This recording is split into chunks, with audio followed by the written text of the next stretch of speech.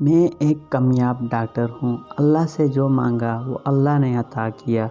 دنیا میں ایک کامیاب ترین عورت مانتی ہے بچے ایک زبردست زندگی جی رہے ہیں۔ ہم کامیابی کا معیار یہی رکھتے ہیں کہ اچھی گاڑی، اچھا گھر، اچھی جاب، لیکن میرا دل کبھی کبھی گھبرا سا جاتا تھا اور سوچوں کا بار میرے دل کو گزر کر نکل جاتا۔ کیا میں خوش ہوں؟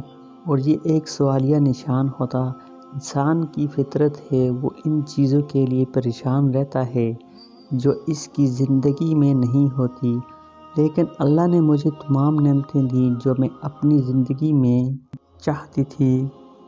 اکثر یہ چیزیں مجھے تنہائی میں مشکل میں ڈال دیتیں کہ میں ان سوچوں میں گم تھی کہ آواز آئی، حی علی الفلاح۔ اتنا تو میں جانتی تھی کہ کامیابی کی طرف آؤ، تو میں سوچ میں پڑ گئی کہ کیا میں کامیاب انسان نہیں؟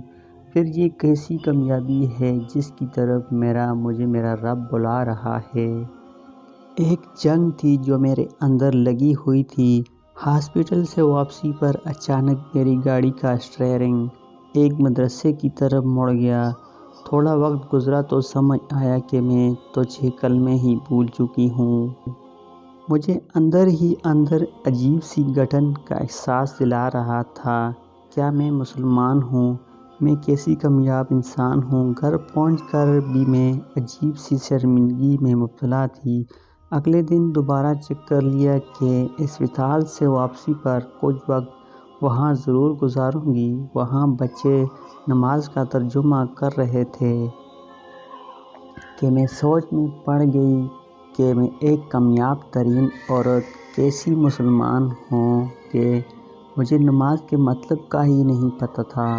اس دن دل کو ایک اور جھٹکا لگا۔ میں کون سی کامیابی کی طرف بھاگتی رہی تھی؟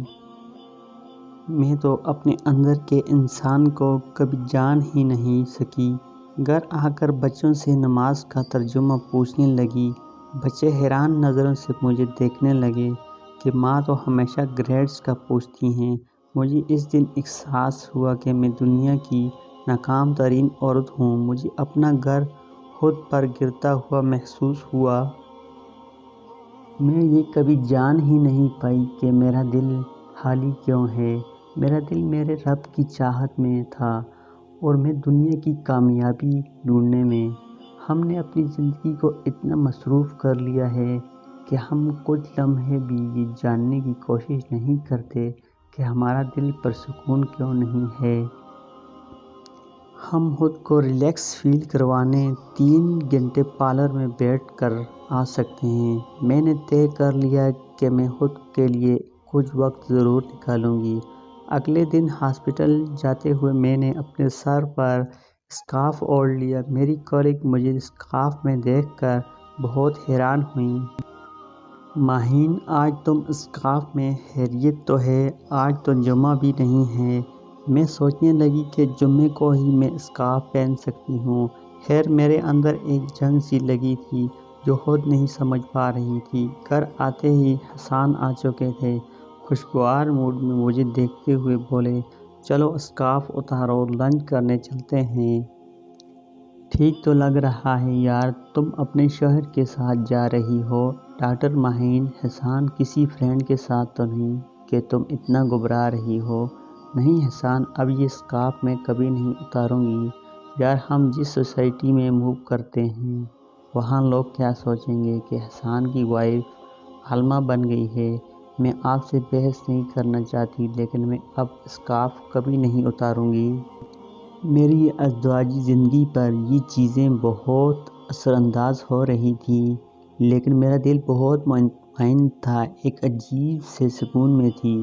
میں جان گئی تھی کہ ہر انسان دل کا سکون چاہتا ہے، لیکن ہمارا معاشرہ ہمیں بہت سی معاشی پابندیوں میں گھیر کر رکھتا ہے، اور اب میں ان تمام پابندیوں کو پیچھے چھوڑ دینا چاہتی تھی۔ میں نہیں چاہتی تھی جن سوچوں میں گم رہی ہوں، کل کو میری اولاد بھی گم رہے۔ میں یہ طے کر چکی تھی کہ جتنی بھی آزمائشیں آئیں، اب میں یہ راستہ نہیں چھوڑوں گی۔ ہم انسان ان چیزوں کے پیچھے بھاگتے ہیں جو ہمیں وقتی لذت دیتی ہیں، مہنگے کپڑے، گاڑی، خوبصورت گھر حاصل کرنا۔ ہم اپنی کامیابی سمجھتے ہیں لیکن روح کا سکون اور کامیابی کیا ہے یہ کبھی نہیں سوچتے۔ میرے لیے مشکل ضرور ہے لیکن ناممکن نہیں، کیونکہ یہ سکون مجھے مکمل کرتا ہے جو مجھے زندگی کے اتنے سالوں بعد ملا ہے۔ در حقیقت میں اب جانی ہوں کہ کامیاب انسان کون ہوتا ہے اور کامیابی کیا ہے۔ اور میں اپنے رب کا شکر ادا کرتی ہوں کہ میرے رب نے مجھے اصل کامیابی کا راستہ دکھایا اور میرے دل کو ایک ایسا سکون بخشا جس کے پیچھے میں کتنے عرصے سے بھٹک رہی تھی۔ میری بالوں کی ہلکی ہلکی سفیدی اب مجھے احساس دلاتی ہے کہ میں نے اپنی جوانی ضائع نہیں کی ہے۔ میرا بیٹا ایک کامیاب ڈاکٹر کے ساتھ ساتھ ایک عالم بھی ہے اور یہ اصل کامیابی ہے۔ یقین جانیں یہی کامیابی اور سکون ہے اور میری زندگی کا تمام حاصل میرے دل کا سکون مجھے دین میں ملا ہے۔ میری دعا ہے کہ یہ ویڈیوز دیکھنے والے سب لوگوں کو اللہ دین کا راستہ دکھائے۔ آمین ثم آمین۔